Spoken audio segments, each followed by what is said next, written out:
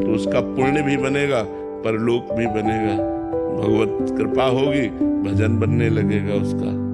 वासुदेव खराड़े जी, पुणे से। श्री राधे राधे राधे महाराज जी।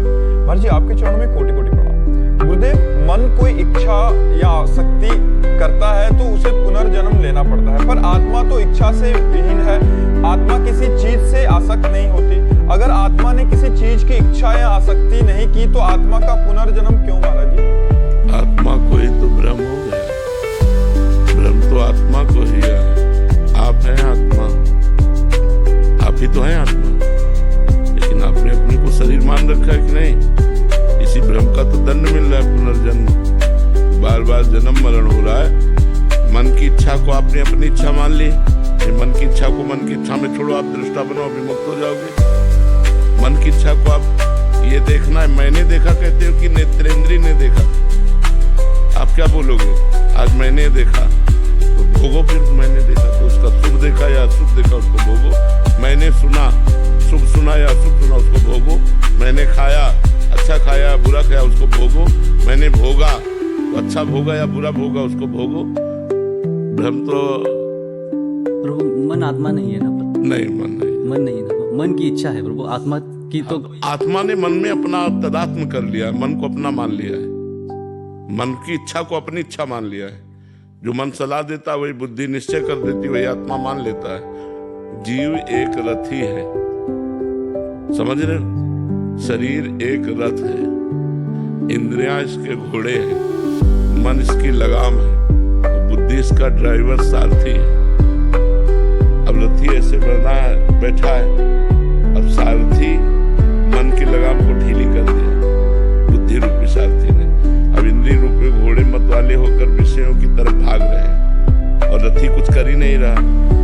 अगर वो अपने स्वरूप में आ जाए और सारथी को डांट लगा दे तो सब बात बन जाए। अब सारथी रथी के अनुसार नहीं चल रहा, मन के अनुसार चल रहा है, इसीलिए हमारी दुर्गति हो गई। तो विषयों का चिंतन करने वाला मन और इंद्रियां बंधन युक्त आत्मा, जबकि वो निर्विकार है, और भगवत चिंतन करने वाला मन और इंद्रियां मोक्ष को प्राप्त आत्मा।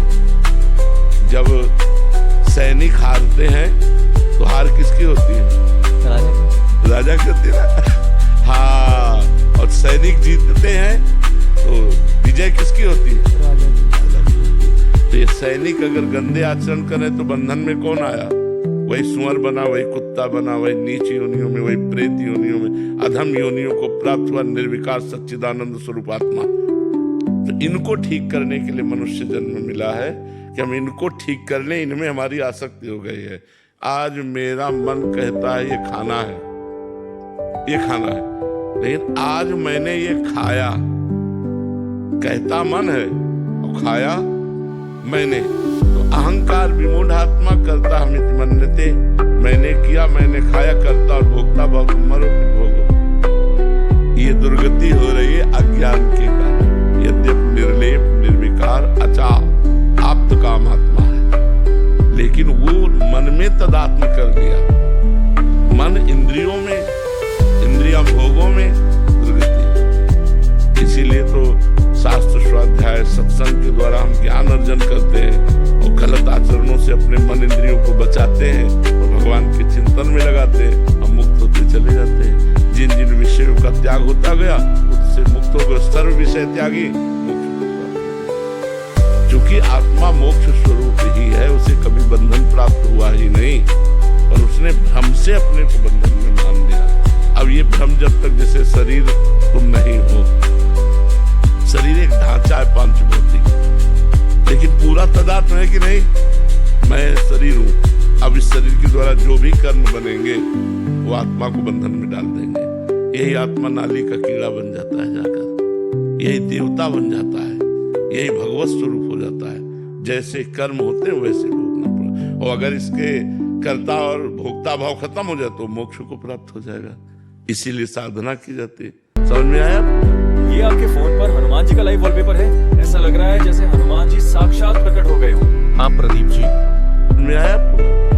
शेखर जी सहारनपुर। राधे राधे महाराज जी। गुरुदेव भगवान श्री जी ने हमें जितनी संपत्ति, यश,